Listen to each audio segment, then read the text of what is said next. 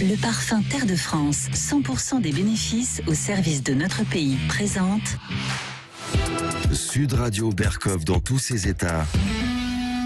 Le face-à-face. Et nous sommes avec Idriss Aberkan, essayiste, auteur notamment du grand succès en 2016, Libérez votre cerveau aux éditions Robert Laffont. Bonjour Idriss Aberkan. Bonjour.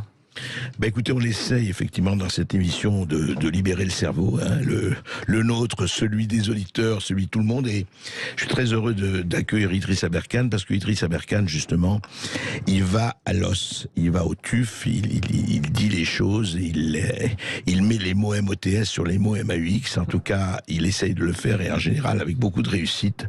Et on va prendre le temps de parler avec lui de ce qui se passe aujourd'hui et notamment de cette étrange, non pas étrange défaite, on va pas parler de Marc Bloch en 40, mais de cet étrange état, de cette étrange atmosphère dans laquelle on baigne.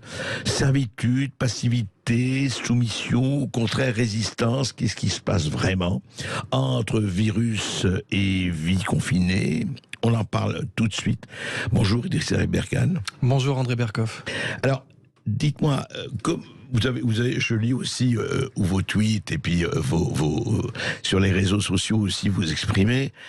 En fait, si on avait à décrire justement l'atmosphère dans laquelle on baigne aujourd'hui, elle est mondiale, mais parlons un peu de la France.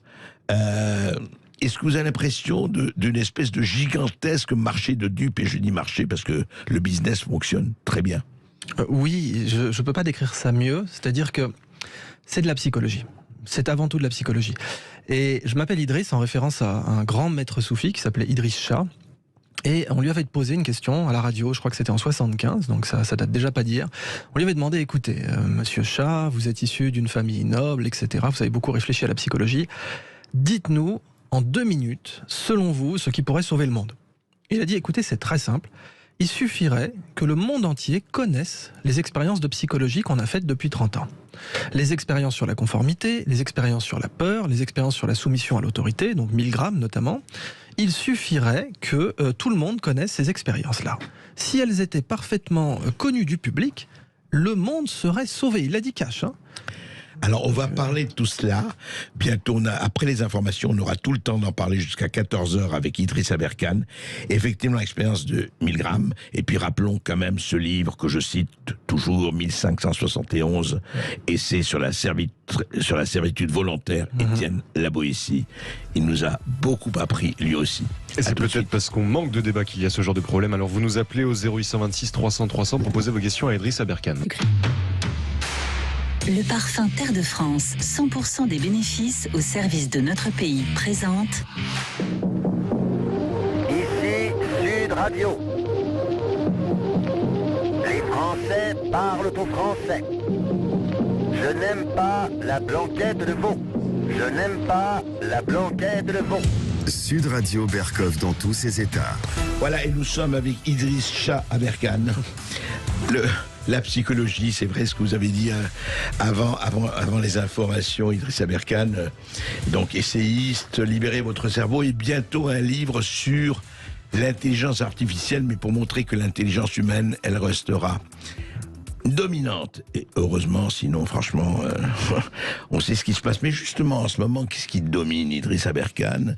Vous avez écrit pas mal sur le Covid, vous avez écrit sur les Big Pharma, et puis surtout cette espèce, et je crois que c'est la première fois dans l'histoire de l'humanité peut-être que on applique le grand théorème de Jules Romain dans Knock.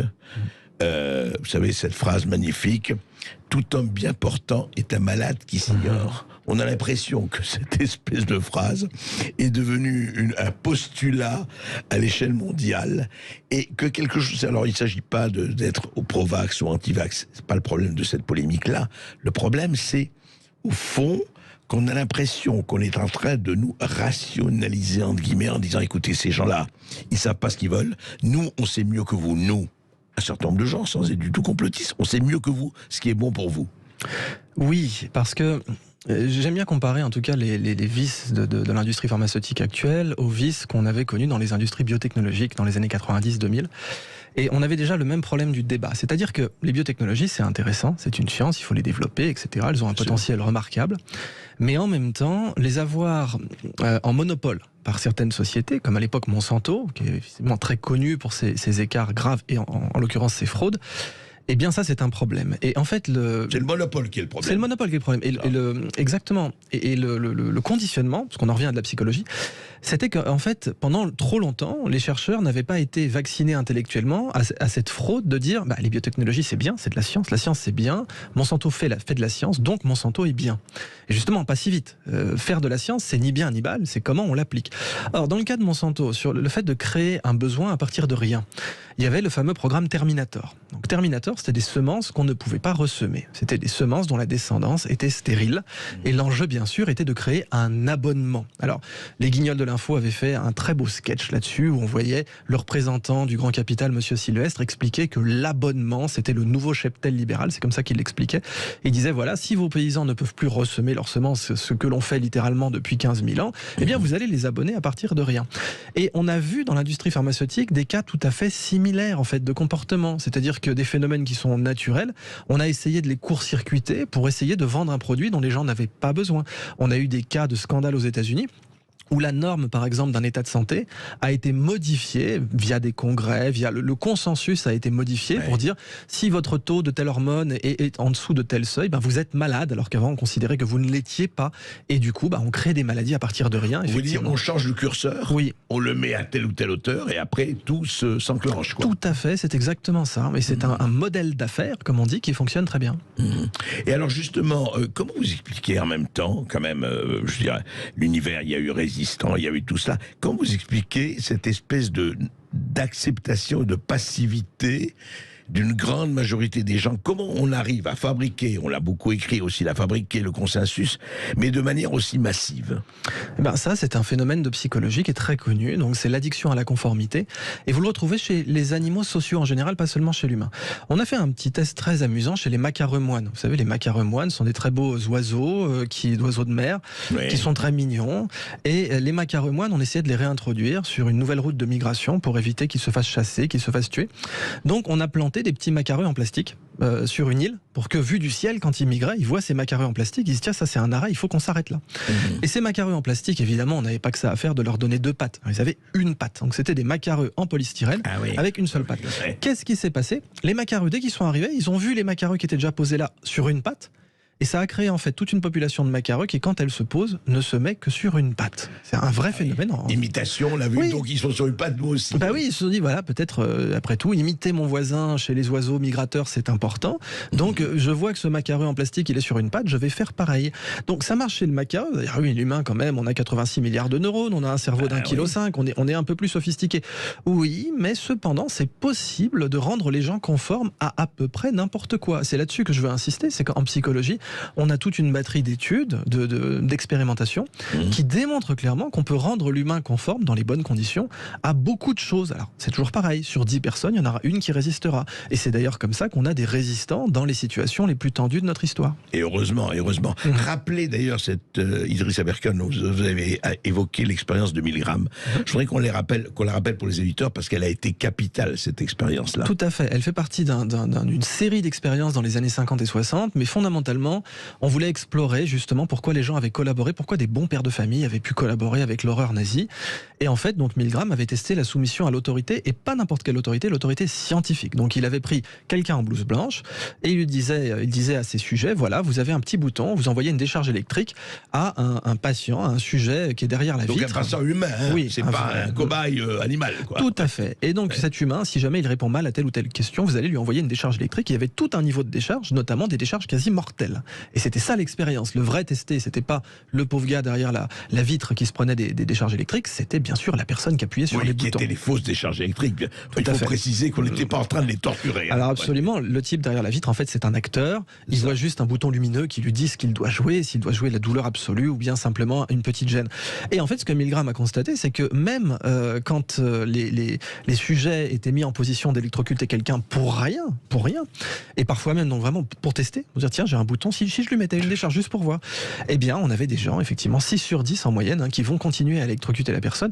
Et après ce 1000 grammes test, bien sûr, c'est donc la soumission à l'autorité, c'est-à-dire une fois que la personne se dit ah mais j'ai des doutes quand même, est-ce que c'est bien d'électrocuter mon prochain finalement? Eh bien, dès que la blouse blanche arrive, je dis vous devez le faire. Qu'elle dit, donc il y avait toute une série d'escalades. La blouse blanche commande. Elle a une blouse blanche, c'est l'autorité. Mais justement, il y avait une série de niveaux. C'est-à-dire, il y avait vous devez le faire, il y avait j'assumerai toute responsabilité, c'était le niveau au-dessus, et il y avait vous n'avez pas le choix, vous devez le faire. Ça, c'était le dernier niveau. Vous n'avez pas le choix, vous devez le faire. Et là, 1000 grammes a vu que moins d'une personne sur 10 résistait au vous n'avez pas le choix, vous devez le faire. C'est fou. Et alors, il y a eu, c'était dans les années 50, 60 que vous dites, donc des décennies ont passé, et en fait, on est toujours grosso modo dans cette acceptation. Oui, parce que cette expérience n'est pas assez connue. Alors heureusement, elle l'est de plus en plus. Il y en a d'autres. D'ailleurs, des expériences de psychologie montrent que quand les gens ont une culture de ces expériences, ils y sont moins sensibles. C'est-à-dire que si vous mettez quelqu'un dans une situation de reproduire l'expérience de 1000 grammes et qui connaît déjà cette expérience, même si l'expérience est différente, même si c'est plus une blouse blanche, que c'est quelqu'un en bleu de travail, j'en sais rien, eh bien, il y aura moins d'effets. Donc la culture psychologique est essentielle pour empêcher les gens de tomber dans ces pièges. Oui, c'est très important. Et qui dit culture psychologique, il faut bien comprendre ça, c'est cette espèce de sentiment infracassable, immarcessible de liberté. Oui. On va parler un peu de la liberté après ceci, Idriss Aberkane, parce que je crois que vraiment l'arme absolue, c'est la liberté. Enfin, la liberté humaine et la conscience, bien sûr. On va en parler tout de suite après ceci. Idriss Aberkane, contrairement à la pile Wonder, la liberté ne s'use que si l'on ne s'en sert pas.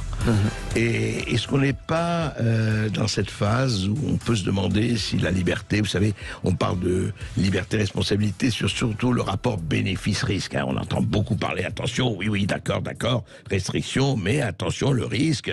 Écoutez, si vous voulez pas mourir, eh ben, il faut faire ceci, cela. On en est un peu de là aujourd'hui, pour des tas de raisons. Comment on peut non seulement expliquer ça, mais contrer cela en montrant que c'est plus complexe? Il faut comprendre que la liberté, oui, elle ne s'use que quand on ne l'utilise pas, nos droits ne s'usent que quand on ne les utilise pas, mais la liberté demande un effort. La liberté demande un effort intellectuel, elle demande un effort au cerveau. Notre cerveau aime faire le moins d'efforts possible. C'est une théorie bien connue en sciences cognitives, on appelle ça la théorie du misérable cognitif, c'est-à-dire la théorie... Le cerveau est paresseux ? Oui. Le cerveau est paresseux. Le cerveau est paresseux, intrinsèquement. On aime prendre le moins de décisions possible, on aime faire le moins d'efforts possible, et dire non, ça demande un effort. Dire oui, ça ne demande pas d'effort. Et le marketing a toujours utilisé cette technique, c'est-à-dire que, d'ailleurs on le voit même dans un film que j'aime beaucoup, c'est Pépé le Moco, donc ça va rajeunir personne, mais c'est un très très bon film. Il y a une scène comme ça où ils sont en train de négocier des bijoux volés, et puis on a un des camarades de Pépé le Moco qui dit du receleur, écoute, plus il réfléchit, plus on perd. C'est tout à fait vrai. Alors en marketing, c'est comme ça, plus le client réfléchit, plus vous perdez. Puis on peut limite le voir, on voit un compteur d'euros qui s'évapore dès que le client réfléchit. Donc l'idée, c'est qu'il faut que les gens réfléchissent le moins possible. Mais la bonne nouvelle, c'est que les gens n'aiment pas réfléchir et n'aiment pas utiliser leur conscience. La bonne nouvelle pour les marketeurs. Bien sûr, pas pour nous. Alors, il faut effectivement rappeler que la conscience nécessite un effort, et dire non demande plus d'efforts que de dire oui en toute situation. C'est très très important ça, quand je parle verbalement évidemment, c'est pas faire un effort, oui, à sauter, à faire une épreuve olympique, mais quand quelqu'un parle, dire non demande plus d'efforts que de dire oui, et ça c'est un phénomène psychologique bien connu. Et c'est en tout domaine et en toutes circonstances, on peut le dire. Et donc comment justement apprendre à dire non, ou apprendre en tout cas, mais vraiment parce qu'on y est là. On peut se dire aujourd'hui, regardez, l'extraordinaire capillarité, les réseaux sociaux, etc., la mondialisation, enfin bon, tout ce qu'on connaît, on ne va pas revenir là-dessus, et le fait que, effectivement, moi je suis très frappé. Si vous voulez la différence, il y a 20-25 ans, je faisais des émissions de télévision, et aujourd'hui, à Sud Radio, c'est par exemple que les gens se renseignent, se documentent. Avant, vous avez 3 journaux, 2 chaînes de télévision, et vous répétez ce qu'ils avaient vu. Là, pas du tout. Là, c'est pas qu'ils sont plus intelligents ou moins intelligents, mais que les gens réagissent en allant chercher. Est-ce que la recherche, là, est-ce que l'examen, est-ce que l'approfondissement à l'étude joue un rôle? Oui, parce que si vous ne contrôlez pas votre nutrition, vous êtes un animal d'élevage, en fait, fondamentalement. Un adulte, c'est quelqu'un qui choisit ses repas. Un enfant, non. Un enfant, il va à la cantine. Alors même à la cantine, aujourd'hui, on essaie de lui donner le choix. On essaie tout de même de lui apprendre que contrôler ce qu'il mange, c'est un pas vers la vie adulte. Mais un adulte, pleinement responsable et libre, c'est quelqu'un qui choisit ses repas.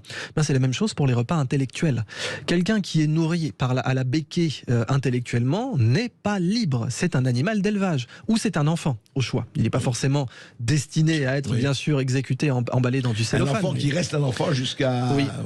Oui. Donc, heureusement, aujourd'hui, nous avons la possibilité de contrôler nos repas intellectuels. Ça nous limite, bien sûr, la malbouffe intellectuelle. Parce que la malbouffe existe.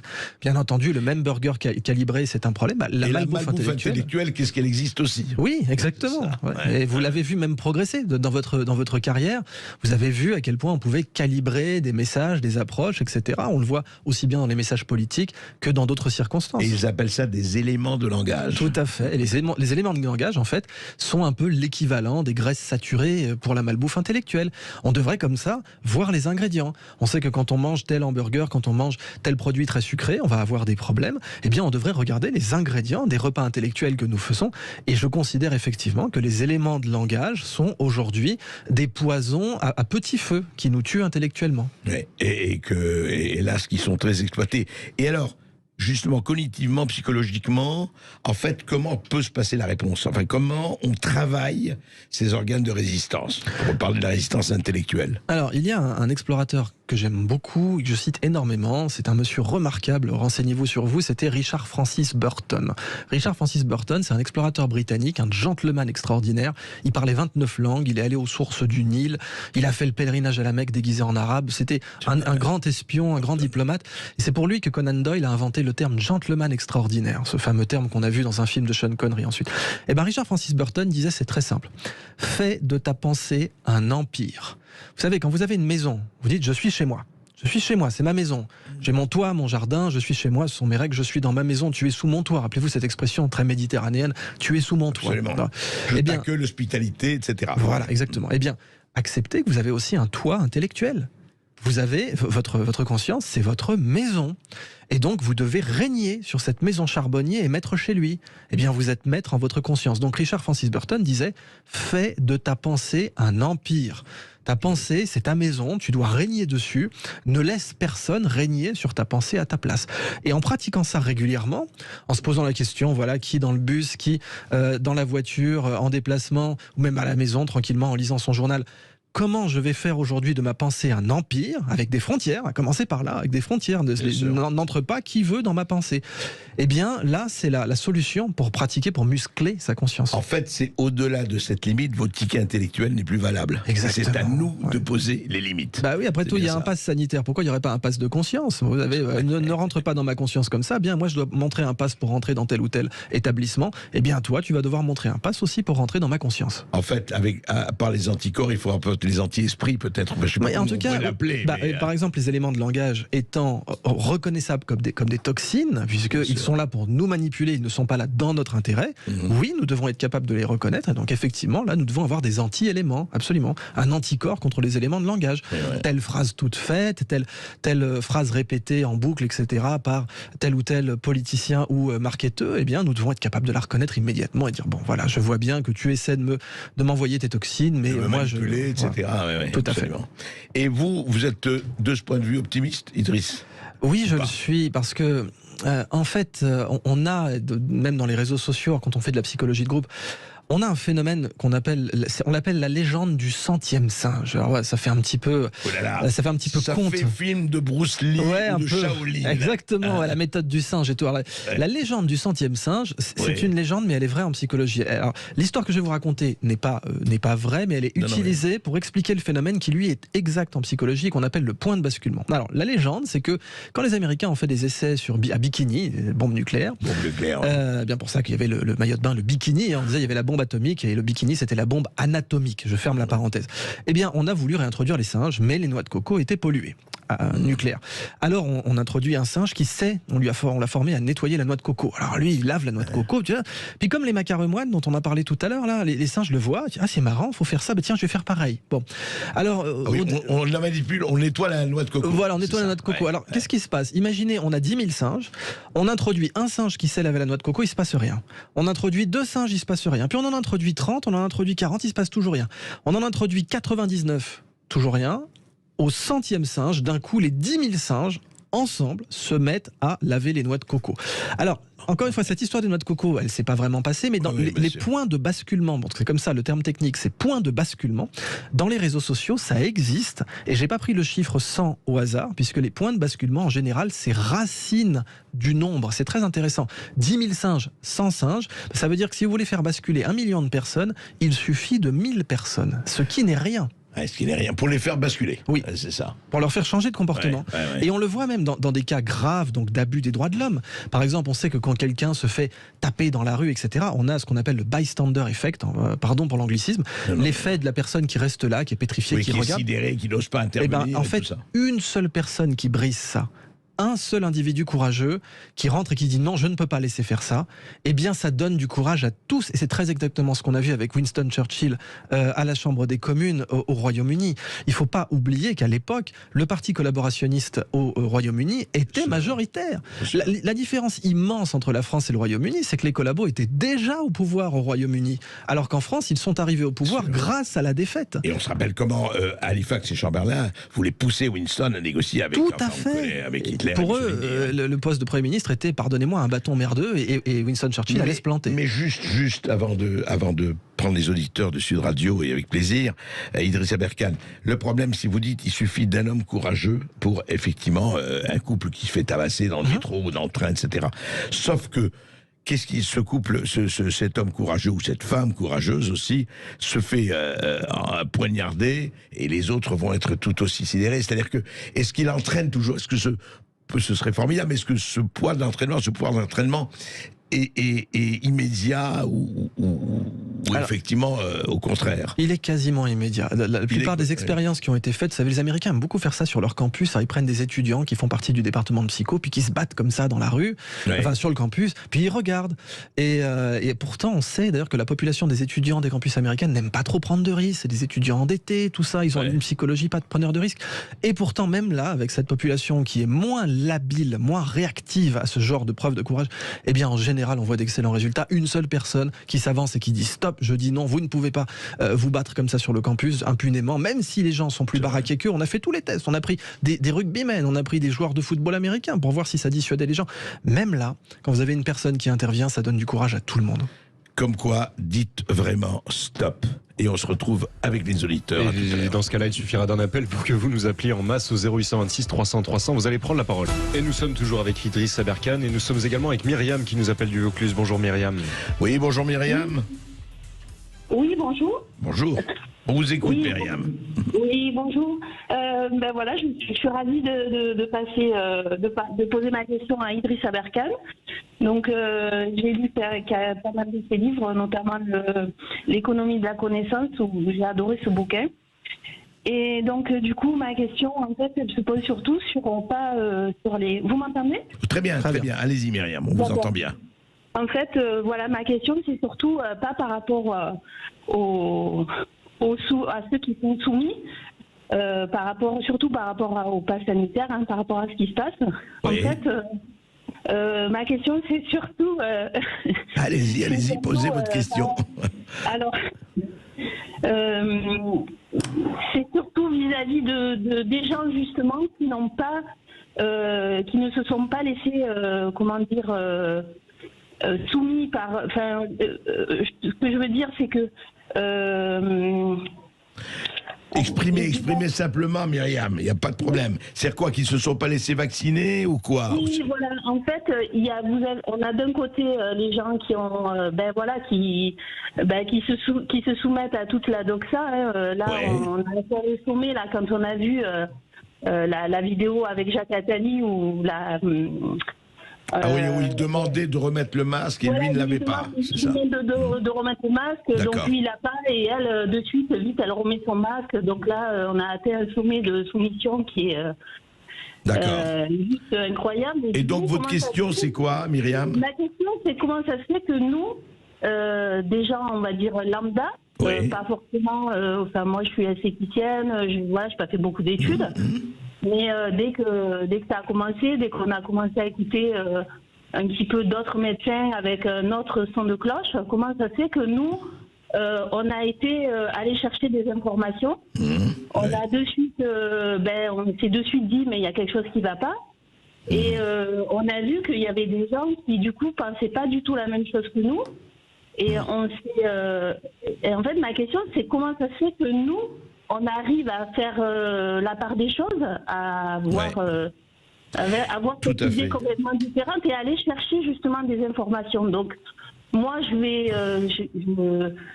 j'ai pas fait beaucoup d'études, j'ai pas fait du tout d'études. Non, mais Myriam, vous avez posé, on a bien compris, vous avez posé une très bonne question, parce que voilà, elle dit, on n'était pas armé, c'est pas la connaissance, mais est-ce que ce n'est pas tout simplement le bon sens dont parle Myriam? Alors voilà, merci pour cette excellente question, Myriam. En fait, ça ne dépend pas du niveau d'études, ça dépend du caractère, ce que l'on appelle le caractère, la personnalité. On prend des gens comme Martin Luther King ou Gandhi qui ont exigé des mouvements de désobéissance civique. On se rappelle donc de Martin Luther King après Rosa Parks qui a dit nous allons boycotter les autobus, c'était illégal, mais ils l'ont fait quand même. Gandhi a dit voilà, nous allons coudre nos propres vêtements, nous allons tisser nos propres vêtements, c'était illégal, il s'exposait à de la prison, certains ont fait de la prison pour ça, mais Gandhi a été suivi. Et Gandhi et Martin Luther King ont été suivis par des personnes de toutes les formations.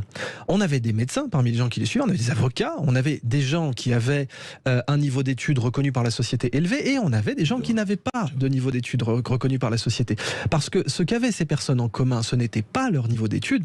Gandhi était avocat, Martin Luther King était docteur, je crois, en sciences sociales, mais fondamentalement, les gens qui les ont suivis, par exemple Malcolm X par la suite, qui va défendre Martin Luther King après l'avoir attaqué, Malcolm X était autodidacte, entièrement autodidacte. Donc les gens qui les ont suivis, ce n'était pas leur niveau d'études qui les distinguait, c'était leur caractère, c'était leur personnalité. Et en particulier, dans ce caractère et cette personnalité, bien, il y avait la capacité à assumer ses propres actes. Parce que la conformité, ça donne l'avantage de pouvoir dire « mais ce n'est pas moi ». Cette décision, si le résultat de mes actions est en fait une action conforme, est issue d'une action conforme, tout le monde le faisait. Oui, tout le monde le fait, donc je vais le faire. Voilà. Du coup, on peut plaider, on peut dire, si jamais on passe un jour devant un juge, le juge physique ou le juge de l'histoire, on peut dire, mais tout le monde le faisait. Donc, il y a des caractères, il y a des états du caractère humain où on a envie de ne pas avoir à assumer les conséquences de ses actes. Et il y a des personnes, pour une raison X ou Y dans leur vie, parce qu'elles ont été confrontées, alors c'est des fois les grands frères, ce sont des fois des personnes qui ont dû très tôt s'occuper d'enfants, donc ça peut être voilà, des grands frères qui s'occupaient des enfants quand la maman n'était pas là. Et très rapidement, c'est-à-dire dans les statistiques, ce sont aussi les personnes qui ont le plus de chances d'être médaillées, à l'armée je parle, de courage, quand on a fait sur la Victoria Cross. Ils réfléchissent par eux-mêmes et qui se disent ça va pas. Et ce qui est intéressant, ils sont obligés d'assumer leurs actes. Et puis ce qui est intéressant, Idrissa Berkane, dans ce que dit Myriam, elle est allée chercher les documents, c'est-à-dire qu'elle ne s'est pas contente de dire ça me va pas, mais elle est allée chercher. Parce que pour prendre sa propre décision, il faut aller chercher ses propres informations. Donc dès lors qu'on est dans l'étape psychologique d'assumer ses propres actes, eh ben tout en découle. L'information libre en découle, la prise de conscience en découle, parce que on s'est mis dans l'état de dire mes actes m'appartiennent, me regardent et je devrais en répondre individuellement. Même si tout le monde le fait, c'est moi individuellement qui vais devoir assumer cet acte. Donc question de... Et là on peut dire non, ça revient au non dont vous avez parlé, question de caractère. Merci beaucoup Myriam pour votre appel. Nous sommes maintenant avec Philippe qui nous appelle de Savoie. Bonjour Philippe. Oui, bonjour Philippe.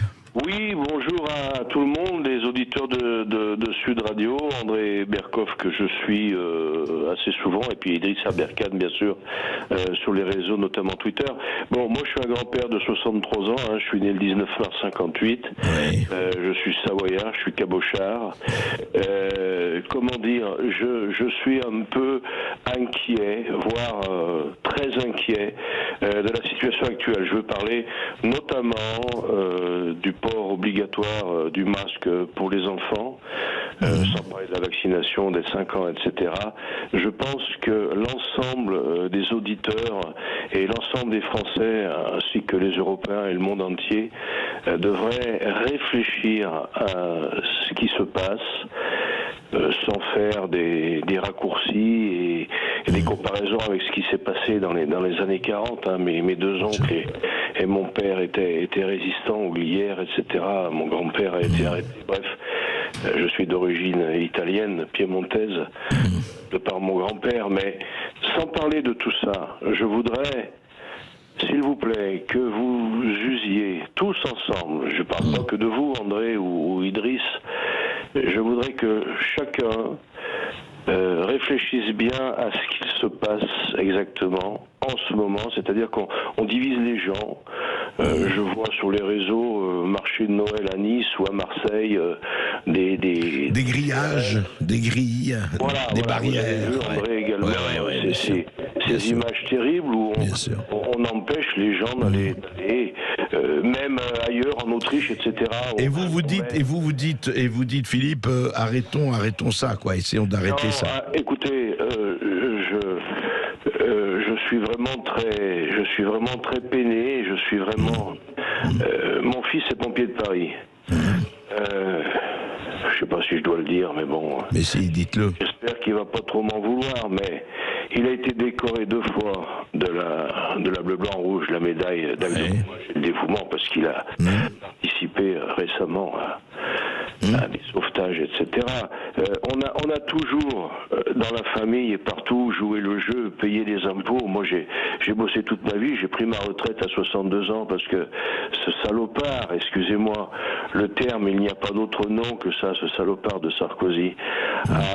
Attendez, Philippe, faut pas raconter tout. Vous savez, on l'a beaucoup, hélas, je peux pas, on peut pas raconter tout. Non, restez sur votre fils, parce que là, vous partez après, et puis après, on a beaucoup d'auditeurs, excusez-moi, mais... L'occasion de dire quelque chose, bon, des fois on déborde un peu, mais j'ai pris ma retraite à 62 ans, j'aurais dû la prendre avant, j'ai passé ma retraite confiné, parce qu'on a joué le jeu à l'époque. Vous savez, on est à 80 km de Bergamo, ici, en Savoie, et quand on voyait ce qu'on nous a vendu à l'époque, 1000 morts par jour à Bergamo, et qu'on apprend ensuite par le professeur Raoult que, bon, il y avait ces histoires de visons, etc. Il faut que les gens ouvrent les yeux, on est bien d'accord. Il y a des traitements qui existent, mais masquer les enfants, c'est mon message aujourd'hui. Que je voudrais passer de toutes mes forces, s'il vous plaît. Masquer les enfants aujourd'hui, il n'y a aucune raison de le faire, s'il vous plaît. C'est exact. Ouais. C'est exact. Oui, allez-y, Idriss. C'est exact. Il n'y a pas de preuve scientifique de l'intérêt de masquer les enfants. Et là, c'est quelque chose sur lequel on peut être péremptoire. Il n'y a pas de preuve scientifique de l'intérêt de masquer les enfants. Alors, on avait entamé cette... Et pourtant, on l'entend du matin au soir de la part des princes qui nous gouvernent. Oui, mais pas dans certains pays. Et voilà. Donc, alors... On avait un peu évoqué cela, des expériences de psychologie en Union soviétique démontraient, on s'était beaucoup posé la question quand on a analysé psychologiquement l'Union soviétique, pourquoi, comment les gens pouvaient accepter des directives stupides, mais vraiment stupides. Alors on leur aurait demandé de danser sur un pied en se tenant le nez, ils l'auraient fait. Et on sait maintenant en psychologie que c'est une méthode de manipulation qui consiste à recruter l'ego du sujet. C'est-à-dire que on demande aux gens, on leur dit écoutez, allez-y, dansez sur un pied en vous touchant le nez. Faites-le, allez-y, faites-le. Ouais, les gens vont le faire parce qu'ils savent très bien que sinon ils finissent en prison, au goulag ou ailleurs. Et puis ce qu'on observe, c'est que 2 semaines plus tard, vous allez avoir des gens qui vont rationaliser ça, qui vont expliquer, tiens, mais là, ils ont eu raison, le comité central a eu raison de nous faire danser sur un pied, c'est très bon pour notre tension artérielle. Ah oui, puis en plus, c'est vrai que ça nous réchauffe l'hiver. Et puis, je crois aussi que ça améliore la souplesse du tendon d'Achille. Ah, mais t'as tout à fait raison, camarade Popov, ça améliore la souplesse du tendon d'Achille. Donc, on observe les gens qui peuvent rationaliser eux-mêmes une décision, une directive complètement stupide qu'on leur a dit de faire. Et ça, c'est une technique de manipulation des masses qui est très utilisée, qui fonctionne, qui a été testée. Apparemment, vous dites ça fonctionne pour le masque, là, pour les gosses, moi, pour les enfants. Vous allez voir plein de gens, donc j'insiste, d'un point de vue scientifique, il n'y a pas la moindre preuve de l'intérêt du port du masque pour les enfants à l'école, absolument pas. Et quand en plus on croise cela avec les comportements très peu exemplaires que nous avons vus, puisque nous avons vu qui des amis de Marlène Schiappa, qui des politiciens français faire la fête sans masque, se serrer la main, s'embrasser. On a vu Ursula von der Leyen embrasser l'inénarrable Bourla, patron de Pfizer. Voilà. Donc bon, on les a vus se faire de gros bisous très mignons et des embrassades et des empoignades. Et à côté, on dit à nos enfants qui sont en plein développement psychologique, qui vont devoir effectivement manger seuls à la cantine avec un masque, etc. Donc, comme disait Philippe Bouvard, si on veut continuer à marcher sur la tête, il va falloir remplacer le gel par du cirage. Mais c'est ce qu'on est en train de faire. Donc, fondamentalement, il faut comprendre que l'humain peut rationaliser post-hoc, donc après coup, post-hoc en latin ça veut dire après coup, peut rationaliser après coup une mesure débile, et que comme ça crée du consentement. Ça fait que le camarade Popov va vous sortir que danser sur un pied en se touchant le nez, ça permet d'augmenter la souplesse du talon d'Achille alors que c'est juste une mesure débile. Et ça s'appelle la fabrique du consentement. Tout à fait. Effectivement. Merci Philippe. Et il pour ne votre suffit pas de question. danser sur un pied, on n'a plus le droit de danser dans les bars et les restaurants, vous le savez. Vous nous appelez au 0826 300 300, à tout de suite. Super, voilà, donc nous sommes avec Gilles qui nous appelle de Chelles. Bonjour Gilles. Oui, bonjour Gilles. Bonjour à tous, bonjour Monsieur Berkov, bonjour Monsieur Avercan. En fait, je vais aller dans le même sens, en fait, un peu, mais j'avais plus une question pour Monsieur Avercan. Allez-y. mais avant de la donner, Oui. je voulais juste dire, en fait, voilà, pour moi, c'est simplement une question de bon sens. J'ai 2 enfants et je n'arrête pas de dire à mes enfants que la confiance, ça se gagne, la confiance, ça se mérite, on ne la donne pas pour rien. Et quand j'ai en face de moi, effectivement, une société qui a à plusieurs reprises été condamnée pour charlatanisme, pour manipulation de données, ben mon premier réflexe, quand cette société vient avec un vaccin dans les mains, mon premier réflexe, c'est quand même d'être méfiant. Mais pour moi, c'est du bon sens, mais certains appellent ça du complotisme. Oui, Et ça. ma question, c'est ça, mais quelle est la solution? Parce que quand on voit le résultat, et je vous parle en connaissance de cause parce que je suis dedans, Oui. quand on se retrouve ostracisé, même au sein de sa famille, parce que les frères et les sœurs vous pensent que vous êtes devenu un sectaire, vous êtes devenu un complotiste, c'est difficile. En fait, quelle est la solution? Parce que c'est bien de crier dans la rue, c'est bien de crier sur les réseaux sociaux, mais que faire en fait? Est-ce qu'il faut dans ce cas accepter et se retirer de la société, devenir un ermite? Très bonne question. C'est-à-dire, oui, c'est la personne qui dit non et la famille qui dit mais qu'est-ce qui te prend? Oui, T'es mais vraiment un délirant. Pas du quoi. tout, c'est pas du tout devenir un ermite que de poser des questions. Vous avez, ne cherchez pas à convaincre les gens, pratiquez l'ironie socratique. Dites, ah bon, d'accord, d'accord, je ferai confiance. Ah, mais comme Colombo, quoi. On va y rappeler Colombo, vous regardez des épisodes de Colombo. Ah, d'accord, pardon, j'étais bête, j'avais pas vu ça, très bien, puis il s'en va. Puis il revient, ah, mais il y a un truc qui va pas. Pourquoi Pfizer, qui nous veut autant de bien, a été condamné en 2009 à 2,3 milliards de dollars d'amende pour charlatanisme? Pourquoi? En quoi peut-on effectivement... Alors je pose juste cette question, moi je ne comprends pas, expliquez-moi. Parce que effectivement, si on me demande de confier mes enfants à un pédocriminel multirécidiviste, je ne le ferai pas, ça c'est certain. Alors pourquoi une entreprise qui Oui, et vous non plus. Et vous voilà, non plus. personne, je pense que personne de sensé ne le ferait. Alors pourquoi Pfizer qui a, c'est très facile à vérifier, donc vous avez un site internet qui s'appelle Violation Tracker, donc vous avez la liste de toutes les condamnations avec la source, et le CV de Pfizer est absolument remarquable. Ils ont accumulé plus de 5 milliards d'amendes dans les 20 dernières années, essentiellement pour charlatanisme et manipulation de données. Bon, ne cherchez pas à convaincre, à partir de ça, posez juste la question. Après tout, c'est pas à vous de convaincre, vous posez juste, mais pourquoi je ferais confiance à cette entreprise? Je ne comprends pas, parce que moi, je n'ai pas appris à faire confiance à quelqu'un qui a violé la loi de façon aussi régulière. Alors, je comprends pas pourquoi je devrais lui faire confiance, mais dites-moi, ça m'intéresse de le savoir. N'essayez pas de supporter la charge de la preuve vous-même, puisque quand quelqu'un vous impose un inoculat, c'est à lui de prouver. C'est pas à vous de dire je dois prouver que cet inoculat est dangereux. C'est à la personne qui vous l'impose. Oui, alors juste Idriss Aberkan, c'est intéressant, on y revient. Mais quand, pas seulement l'entourage, pas seulement la famille, pas seulement les frères, les sœurs ou les belles-sœurs, etc., mais la société entière à travers un QR code qui vous dit mais vous êtes libre de vous vacciner ou pas, mais attention, si vous ne le faites pas, plus de sorties, plus de ceci, plus de cela, etc. Car la société entière essaye de vous mettre... de vous assigner à résidence. Et c'est là le problème aussi. D'une façon générale, le remède à la folie, c'est la sagesse. Donc il faut revenir à comment aurait fait Socrate, comment aurait fait Zénon, comment aurait fait tous les plus grands sages de l'Antiquité, dont Diogène, évidemment. Bon, Diogène qui vivait dans son tonneau, là, qui pratiquait le cynisme, c'est-à-dire essayer de vivre comme un chien, littéralement. Comment ces gens auraient fait? Parce que Socrate, c'était la mouche du coche. Il disait, moi je ne suis qu'une mouche. Voilà, Athènes, c'est un carrosse avec un cheval, avec un cocher. Moi je vais juste me poser un peu sur le nez du cocher et lui poser 2-3 questions. C'est ça. Colombo, c'est ça, c'est l'ironie socratique. Donc il y a juste ça à faire. Il ne faut pas en faire une montagne. Il faut se dire, comment puis-je être un peu la mouche du coche sans être, je vous demande pas d'être le frelon du coche, je vous demande pas d'être le braqueur du coche avec un tronc blanc dans la forêt, la bourse ou la vie, juste être la mouche qui pose 2-3 questions au Et cocher. nous avons reçu une excellente mouche du coche, en tout cas aujourd'hui, Idriss Aberkan. Merci beaucoup Idriss Aberkan, merci à ceux qui nous ont appelés. Tout de suite Brigitte Lay pour parler de la bienveillance et de la gratitude envers ses ex.